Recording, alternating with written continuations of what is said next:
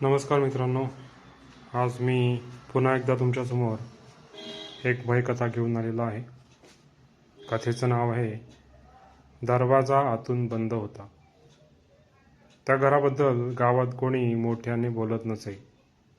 हळू आवाजात, वाक्य अर्धवट ठेवून आणि शेवटी नजर मागे वळवून लोक त्याचा उल्लेख करायचे. ते घर, इतकंच. गावाच्या शेवटच्या टोकाला स्मशानाकडे जाणाऱ्या रस्त्याच्या वळणावर ते उभं होतं. घर म्हणणंही चूक ठरेल. ते उभं नव्हतं, ते थांबलं होतं, जणू कोणाची तरी वाट पाहत. मी त्या गावात आलो तेव्हा पावसाळ्याची सुरुवात होती. सरकारी कामं, 3 आठवड्यांची नेमणूक, राहायला जागा मिळणं अवघड, अशी माझी अवस्था होती. शेवटी तलाठी म्हणाला, एक घर आहे, पण तिथं कोणी राहत नाही. मी विचारलं, का? तो थांबला, खिडकी बाहेर पाहिलं आणि म्हणाला, लोक म्हणतात तिथे दरवाजा आतून बंद असतो. मी हसलो. घरात कोणी नसेल तर आतून कसा दरवाजा बंद होणार? तोही हसला. पहिल्याच दिवशी मी त्या घरात शिरलो. दरवाजा अजून कडी बाहेरून उघडी. मी ढकललं, दार उघडलं. आत एक विचित्र थंडावा होता. पावसाळा असूनही जणू घरात हवा थांबलेली होती. पहिलं पाऊल टाकताना मला एक क्षण असा वाटला की मी कोणाच्या तरी जागेत शिरतोय. घर तसं साधंच होतं.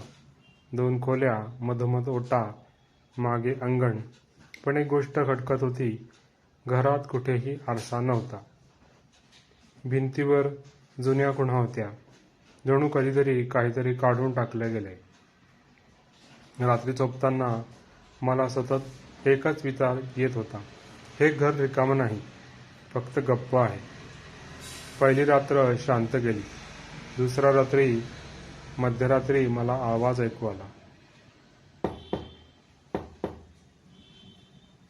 दरवाजाचा. मी उठून बसलो. दार बंद होतं आतून. मी स्पष्ट पाहिलं. कडी आतून लावलेली होती. मी स्वतःलाच समजवलं. थकव्यामुळे मला भ्रम झाला असावा, पण माझे हात थरथरत होते. सकाळी मी गावात चौकशी केली. एक म्हातारी बाई म्हणाली, तू त्या घरात राहतोस होय? मी मान हलवली. ती म्हणाली, मग तू लवकर उठतोस का? मी विचारलं, का? ती म्हणाली, कारण जे झोपून राहतात ते उशिरा उठत नाहीत. हे बोलून ती निघून गेली. तिसऱ्या रात्री मला पावलांचा आवाज ऐकू आला. हळू, मोजून टाकलेली पावलं. ओट्यावर. मी उठून दाराकडे गेलो. दार बंद, कडी आतून. मी श्वास रोखून धरला.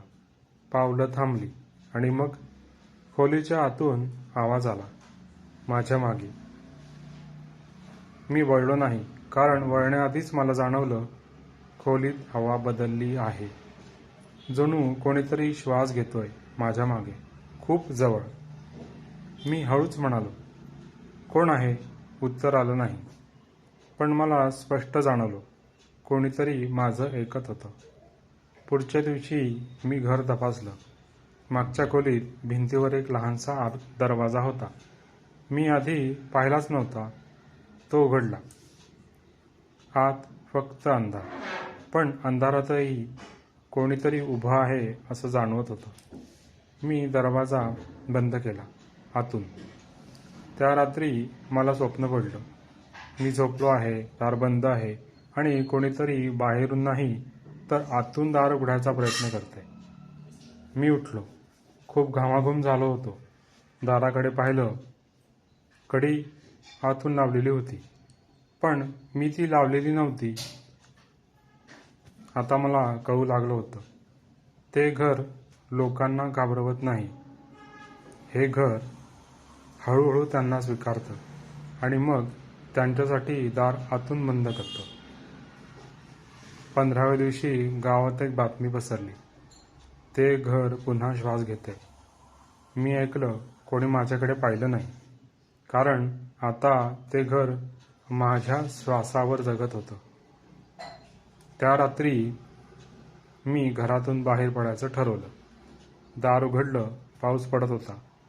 मी मागे वळून पाहिलं, घर अंधारात होतं, पण खिडकीत माझाच चेहरा उभा होता आणि दार आतून बंद होतं. दरवाजा आतून बंद होता. भाग 2. खिडकीत दिसलेला चेहरा माझाच होता, पण माझ्यासारखा नव्हता. तो स्थिर होता, डोळे उघडे पण बघत नव्हते. जणू कुणी माझं शरीर वापरून माझ्याशिवायच उभं राहिलं होतं. मी एक पाऊल मागे टाकलं आणि तेवढ्यात दार पूर्णपणे बंद झालं आतून. मी पळालो नाही, कारण पळायला जागा उरली नव्हती. घर आता घर राहिलं नव्हतं. ते एक स्थिती बनलं होतं. भिंती जवळ होत्या असं नाही, पण माझं मन त्यांच्यात अडकत चाललं होतं. आणि हेच सगळ्यात भयानक होतं. त्या रात्री मला आवाज ऐकू आला पुन्हा, पण यावेळी तो नवा नव्हता. तो ओळखीचा होता, माझाच. माझ्या आवाजात कोणीतरी म्हणत होतं, उघडू नकोस, आता उशीर झालाय. माझ्या डोक्यात आठवणी उसळू लागल्या. मी खरंच पहिल्यांदाच इथे आलो आहे का? मग मला आठवलं, लहानपणी आईच्या गावात आलो असताना एक घर होतं, गावाच्या टोकाला, स्मशानाच्या वळणावर. आणि तेव्हा आईने हात पकडून म्हटलं होतं, त्या घराकडे पाहू नकोस. मी का पाहिलं होतं ते आठवत नाही, पण पाहिलं होतं ते शरीर सांगत होतं. कारण भीती आठवणीत नसते, ती शरीरात असते. मागच्या खोलीतला तो लहान दरवाजा आपोआप उघडला. मी तिकडे गेलो नाही, पण मला माहीत होतं, तो दरवाजा माझ्यासाठीच आहे. आत तेच आहे जे मला आठवत नाही. माझ्या कानाशी कुजबूज ऐकू आली, तू इथे आधीही होतास. मी ओरडलो, नाही. आवाज शांतपणे म्हणाला, म्हणूनच तर तुला घर ओळखीचं वाटतंय. मी त्या लहान खोलीत शिरलो. भिंतीवर खुणा होत्या, नखे, मानवी, आणि मधोमध एक आरसा होता, एकच. तो आरसा आधी घरात नव्हता, कारण तो आरसा घराचा नव्हता, तो माझा होता. आरशात मी दिसत नव्हतो, पण कोणीतरी दिसत होतं. तो मी नव्हतो, आणि तरीही तो माझ्याशिवाय असू शकत नव्हता. तो म्हणाला, तू तेव्हा निघून गेलास, पण मला इथंच ठेवलंस. सगळं आठवलं. लहानपणी या घरात एक माणूस राहायचा, एकटाच. लोक म्हणायचे तो वेडा आहे, पण तो वेडा नव्हता. तो ऐकत होता त्या घराचं. आणि एक दिवस तो नाहीसा झाला, पण घर रिकामं झालं नव्हतं. मी तेव्हा इथे आलो होतो, त्या माणसाला पाहिलं होतं. तो माझ्याकडे पाहून म्हणाला होता, हे घर तुला सोडणार नाही. आणि मी घाबरून पळून गेलो होतो. माझा एक भाग इथेच राहिला होता. घर माणसं मारत नाहीत. घरं माणसं मारत नाहीत. घरं त्यांचा एक तुकडा ठेवत.